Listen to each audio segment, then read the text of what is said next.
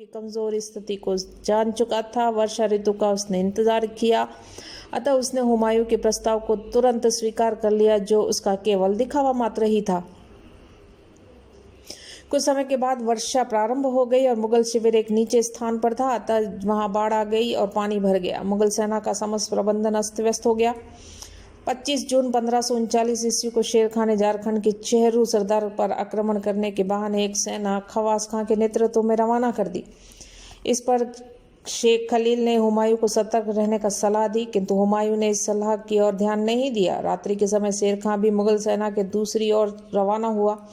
खवास खां आकर उससे मिल गया और 26 जून 1539 ईस्वी को प्रातः होने से पूर्व ही शेर खां ने अपनी सेना को 3 भागों में विभाजित कर बेखबर सोती हुई मुगल सेना पर आक्रमण कर दिया। अचानक आक्रमण मुगल सेना में भगदड़ मच गई। हुमायूं ने शांति स्थापित करने का प्रयास किया, लेकिन नाकामयाब। अधिकांश सैनिक पहले ही भाग चुके थे। बड़ी मुश्किल से उसने 300 सैनिकों के साथ शेर खां का बड़ी बहादुरी से सामना किया, लेकिन कुछ स्वामी भक्त सेवकों ने हुमायूं के घोड़े की लगाम पकड़कर रण क्षेत्र से बाहर निकाला। गंगा नदी पार करने में निजाम नामक व्यक्ति ने हुमायूं की मदद की। शेर खां ने हुमायूं का समस्त शिविर लूट लिया, लेकिन शिविर को लगभग 4000 स्त्रियों को सुरक्षित हुमायूं के पास भिजवा दिया गया। चौसा का युद्ध एक निर्णायक युद्ध था। इस युद्ध में लगभग 8000 मुगल सैनिक, अमीर व शिविर की स्त्रियां मारी गई। इस विजय के पश्चात शेर खां ने शेरशाह की उपाधि धारण की। गौड़ में तैनात मुगल फौजी दस्तों को नष्ट कर उस पर अधिकार जमा लिया गया और शेरशाह के सैनिकों ने लखनऊ, कनौज पर अधिकार कर लिया। इस तरह देखे तो शेरशाह एक विशाल भूभाग का स्वामी बन गया और अब शेरशाह हुमायूं से अंतिम युद्ध करने हेतु बंगाल से रवाना हुआ।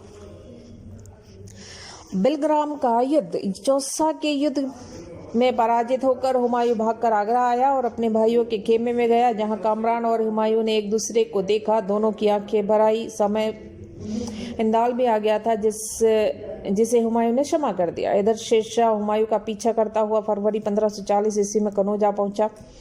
कामरान ने हुमायूं को कोई मदद नहीं दी, बल्कि बीमारी की दशा में भी लाहौर चला गया। जब हुमायूं को सूचना मिली कि शेर खां का पुत्र कुतुब खां चंदेरी की ओर बढ़ रहा है, तब उसने अस्करी व हिंदाल को उसके विरुद्ध भेजा। उन्होंने कालपी नामक स्थान पर कुतुब खां को पराजित कर मार डाला। इस विजय से प्रोत्साहित होकर हुमायूं ने अप्रैल 1540 ईस्वी में कनौज के पास अपनी सेना का मोर्चा खड़ा कर दिया। दूसरी ओर शेरशाह ने भी किलेबंदी कर ली। दोनों सेनाएं 1 महीने तक आमने सामने पड़ी रही। मुगलों के पड़ाव वाली भूमि नीचे थी, अतः शेर का पुनः वर्षा का इंतजार करने लगा। मई 1540 वर्षा आरंभ हुई। 15 मई 1540 को इतनी तेज वर्षा हुई कि मुगल शिविर पानी से भर गए। अफगानों ने मुगल सेना पर आक्रमण कर दिया। अग्रणी अफगान दल ने मुगल सेना के दाहिने पार्श्व पर धावा बोला। दाहिने पार्श्व के मुगल सैनिक मध्य भाग में घुस गए, जो हुमायूं के नेतृत्व में था। इनके आने से मध्य भाग में भगदड़ मच गई और इस प्रकार अफगान सेना ने घूमकर मुगलों को पीछे से घेर लिया। वर्षा के कारण मुगल शिविर में पानी भरा।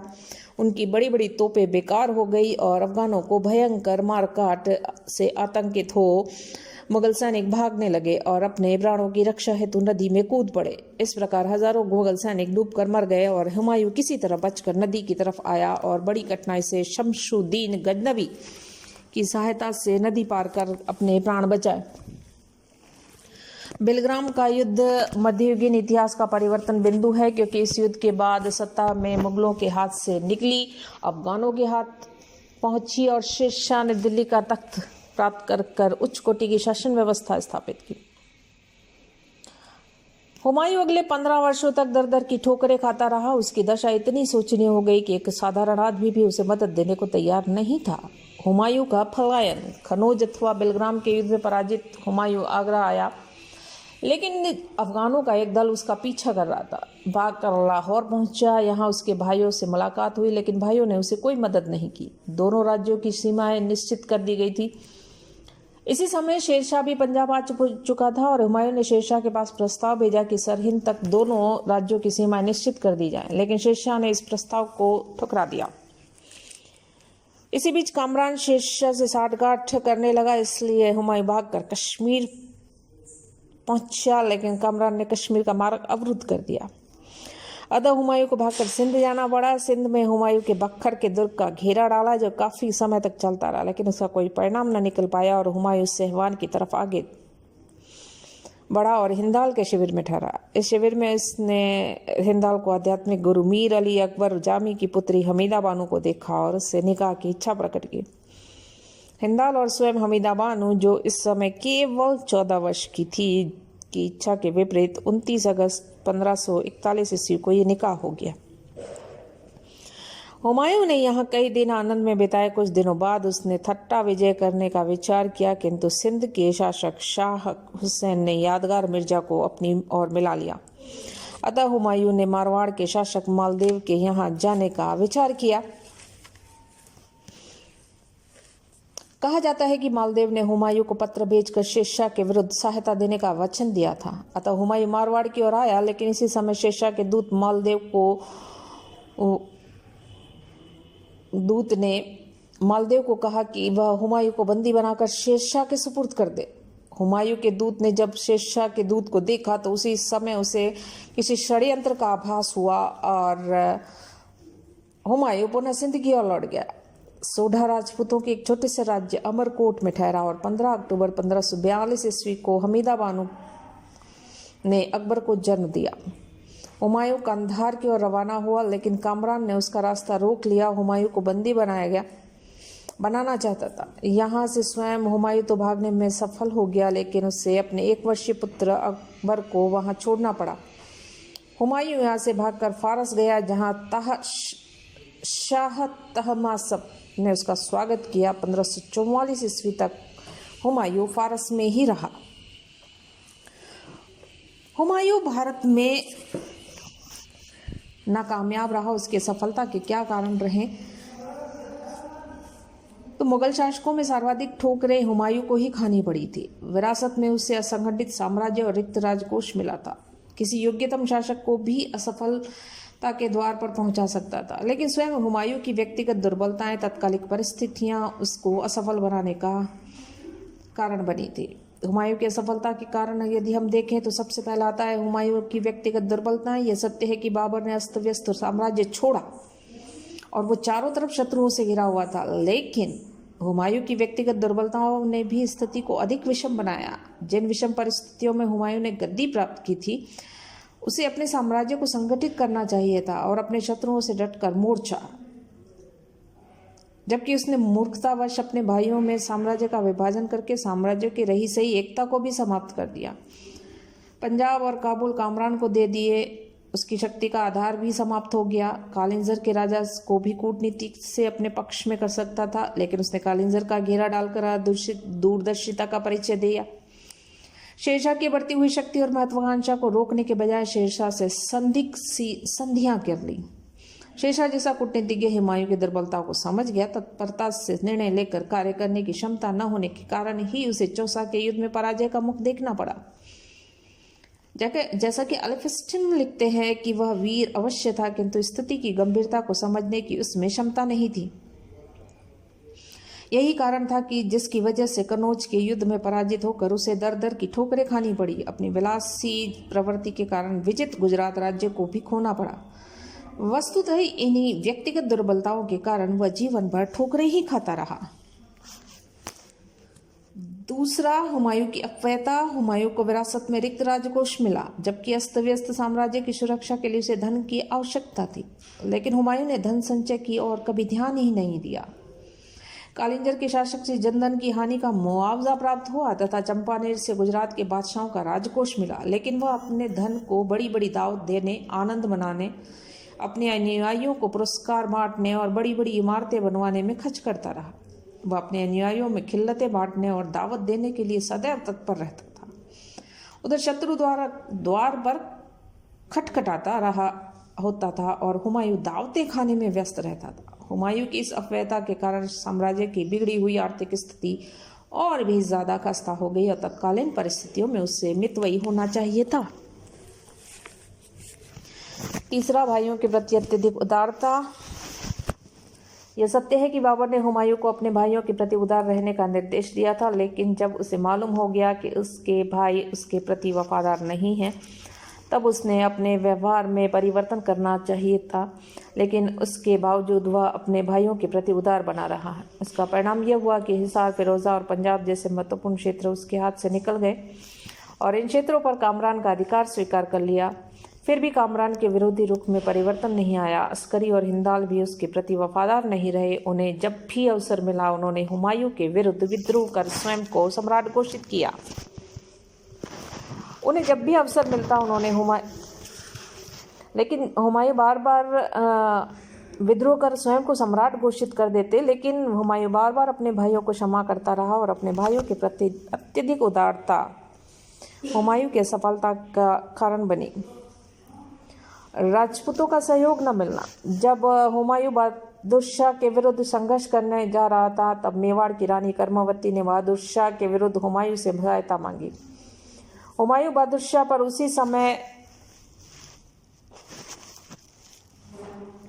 आक्रमण कर देता था जबकि वह चित्तौड़ का घेरा डाले हुए था, तो बहादुर शाह की शक्ति चित्तौड़ में ही नष्ट हो जाती, राजपूतों की सहानुभूति और सहयोग प्राप्त हो जाता। किंतु बहादुर शाह पर उस समय आक्रमण करना पाप समझा हुमायूं ने।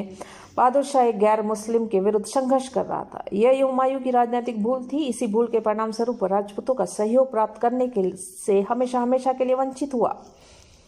राजपूतों ने अकबर को सहयोग देकर मुगल साम्राज्य को दृढ़ता प्रदान की थी। उसी प्रकार हुमायूं को भी सहायता देकर उसके साम्राज्य की रक्षा कर सकते थे, लेकिन अपनी राजनीतिक दूरदर्शिता का कारण हुमायूं को राजपूतों का सहयोग न प्राप्त हो सका और उसे अपने साम्राज्य से हाथ धोना पड़ा। पांचवा, हुमायूं की विलासिता। हुमायूं की विलासिता ही उसकी प्रबल शत्रु बनी। उसके लाड प्यार पालन पोषण ने उसे विलासी बनाया। गद्दी पर बैठने के तुरंत बाद उसने अपने आप को भोग विलासिता और आमोद प्रमोद में लिप्त कर दिया। चाहे शत्रु उसके सिर पर मंडरा रहा होता, लेकिन वह अपनी भोग विलासिता नहीं छोड़ता था। गुजरात के बहादुर शाह को पूर्ण परास्त किया नहीं था कि मांडू में उसने कई सप्ताह रंगरेलियां मनाई। इसका परिणाम यह हुआ कि बहादुर शाह को अपनी शक्ति संगठित करने के अवसर मिले।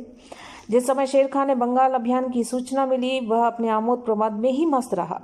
शेर खां के विरुद्ध अपने बंगाल के अभियान के समय वह शेर खां को परास्त भी न कर पाया। गौड़ में 8 महीने भोग विलासिता में उसने बिता दिए। फलस्वरूप शेर खां ने विशाल भू क्षेत्र पर अपना अधिकार कर लिया। सैनिक अभियानों में भी वह अपना विशाल हरम साथ रखता था, जिससे तोपों की गर्जना के बीच भी सैनिक शिविर में उसकी आमोद प्रमोद चलता रहे। अपने पलायन काल में भी, जबकि वह अपना सर्वस्व खो चुका था, 14 वर्षीय हमीदा बानो से निकाह कराया। उसकी विलासिता प्रवृत्ति का परिचायक है। उसकी ये कमजोरी ही उसकी असफलता का कारण बनी। नेक्स्ट आता है शासन के प्रति उदासीनता। यह सही है कि हुमायूं को विरासत में अस्त व्यस्त प्रशासन की व्यवस्था प्राप्त हुई थी। बाबर को पर्याप्त समय नहीं मिल पाया था, लेकिन हुमायूं को तो पर्याप्त समय मिला था। यदि उसमें योग्यता होती तो प्रशासन को सुसंगठित कर सकता था, लेकिन उससे भोग विलासिता से ही फुर्सत नहीं दी। प्रशासन की ओर उसने कभी ध्यान ही नहीं दिया। गुजरात को अधिकृत करने के बाद भी वह अच्छी शासन व्यवस्था लागू कर सकता था। बहादुर शाह के अधिकारी इमादुल मुल्क को अहमदाबाद से मालगुजारी एकत्र करने का अवसर ही न मिलता और न गुजरात उसके हाथ से निकलता। लेकिन साम्राज्य के स्थायित्व के लिए सुसंगठित प्रशासन व्यवस्था का होना अनिवार्य है। दुर्भाग्यवश हुमायूं इस तथ्य को कभी समझ ही नहीं पाया। 7th, सफल नेतृत्व का अभाव। जिस समय हुमायूं गद्दी पर बैठा था वह काल था जबकि साम्राज्य को सुरक्षित रखने के लिए शासक में नेतृत्व के आवश्यक गुणों का होना अनिवार्य था। हुमायूं में इस गुण का अभाव। हुमायूं को युद्धों के प्रति कोई लगाव नहीं। जहां तक संभव होता युद्ध को टालता। गद्दी पर बैठने से पूर्व उसने कभी कठिन परिस्थितियों देखी नहीं थी। गद्दी पर बैठने के बाद वह कठिन परिस्थितियों से भागता रहा। सैनिक अधिकारियों पर वह कोई नियंत्रण न रख पाया। सैनिक अधिकारी उद्दंड। उसे न तो सैन्य संगठन का ज्ञान था और न सैन्य संचालन का। जिस समय शेर खां गौड़ का घेरा डाले हुआ था, उस समय हुमायूं द्वारा चुनार का घेरा डालना मूर्खता थी। सैन्य संचालन रणनीति का ज्ञान होता तो वह चुनार की बजाय सीधा गौड़ पर आक्रमण करता। चौसा और बेलग्राम के युद्ध के अवसर पर भी उसने मुगल शिविर ऐसे स्थान पर लगाए जो काफी नीचे थे। परिणामतः वर्षा के आने से मुगल शिविर में पानी भर गया और उसकी अधिकांश युद्ध सामग्री पानी में बह गई। हुमायूं चौसा के मैदान में पहुंचा। उस समय शेर खां की सेना भी थकी हुई थी। हुमायूं ने अपने अधिकारियों की सलाह की उपेक्षा की, शेर खां पर आक्रमण नहीं किया। दोनों सेनाएं लगभग 3 महीने तक आमने सामने पड़ी रही। फलस्वरूप शेर खां को पर्याप्त समय मिला। इस प्रकार हुमायूं को यह भी ज्ञान नहीं था कि शत्रु पर कब और किस प्रकार आक्रमण करना चाहिए। नेक्स्ट आता है लास्ट, दृढ़ निश्चय का अभाव। हुमायूं में तत्कालीन निर्णय लेने की क्षमता नहीं थी और कभी भी लेता तो उस पर दृढ़ निश्चय नहीं कर पाता था और कार्यवाही करने की योग्यता नहीं थी। चुनार के प्रथम घेरे के समय उसने शेर खां के साथ संधि कर ली। 1538 ईस्वी में उसने शेर खां से समझौता करने में कई माह खराब कर दिए। समझौता स्वीकार करने के बाद वह बंगाल के शासक हुमायूं से शेर खां को पराजित करने की प्रार्थना की तो उसने शेर खां से ही समझौते को भंग कर दिया। फलस्वरूप वह अफगानों के सामने झूठा ही सिद्ध हुआ। हुमायूं की इस ढुलमुल नीति के कारण उसके सैनिकों तो उससे असंतुष्ट रहते ही थे, किंतु उसके भाई भी उससे नाराज रहते थे। हुमायूं की इस नीति का लाभ उठाते हुए ही कामरान ने पंजाब पर अधिकार किया था। बेलग्राम के युद्ध में पराजित होकर जब वह लाहौर आया तब उसकी इस नीति से शुद्ध होकर हिंदाल सिंध की तरफ चला गया। वस्तुतः उसकी ढुलमुल नीति का ही परिणाम था कि उससे अपना सर्वस्व खोकर दुर्दिन देखने पड़े थे। हुमायूं की कमजोर स्थिति को जान चुका था। वर्षा ऋतु का उसने इंतजार किया, अतः उसने हुमायूं के प्रस्ताव को तुरंत स्वीकार कर लिया, जो उसका केवल दिखावा मात्र ही था। कुछ समय के बाद वर्षा प्रारंभ हो गई और मुगल शिविर एक नीचे स्थान पर था, अतः वहां बाढ़ आ गई और पानी भर गया। मुगल सेना का समस्त प्रबंधन अस्त व्यस्त हो गया। 25 जून 1539 ईस्वी को शेर खां ने झारखंड के चेहरू सरदार पर आक्रमण करने के बहाने एक सेना खवास खां के नेतृत्व में रवाना कर दी। इस पर शेख खलील ने हुमायूं को सतर्क रहने का सलाह दी, किंतु हुमायूं ने इस सलाह की ओर ध्यान नहीं दिया। रात्रि के समय शेर खां भी मुगल सेना के दूसरी ओर रवाना हुआ। खवास खां आकर उससे मिल गया और 26 जून 1539 ईस्वी को प्रातः होने से पूर्व ही शेर खां ने अपनी सेना को 3 भागों में विभाजित कर बेखबर सोती हुई मुगल सेना पर आक्रमण कर दिया। अचानक आक्रमण मुगल सेना में भगदड़ मच गई। हुमायूं ने शांति स्थापित करने का प्रयास किया, लेकिन नाकामयाब। अधिकांश सैनिक पहले ही भाग चुके थे। बड़ी मुश्किल से उसने 300 सैनिकों के साथ शेर खां का बड़ी बहादुरी से सामना किया, लेकिन कुछ स्वामी भक्त सेवकों ने हुमायूं के घोड़े की लगाम पकड़कर रण क्षेत्र से बाहर निकाला। गंगा नदी पार करने में निजाम नामक विश्ती ने हुमायूं की मदद की। शेर खां ने हुमायूं का समस्त शिविर लूट लिया, लेकिन शिविर को लगभग 4000 स्त्रियों को सुरक्षित हुमायूं के पास भिजवा दिया गया। चौसा का युद्ध एक निर्णायक युद्ध था। इस युद्ध में लगभग 8000 मुगल सैनिक, अमीर व शिविर की स्त्रियां मारी गई। इस विजय के पश्चात शेर खां ने शेरशाह की उपाधि धारण की। गौड़ में तैनात मुगल फौजी दस्तों को नष्ट कर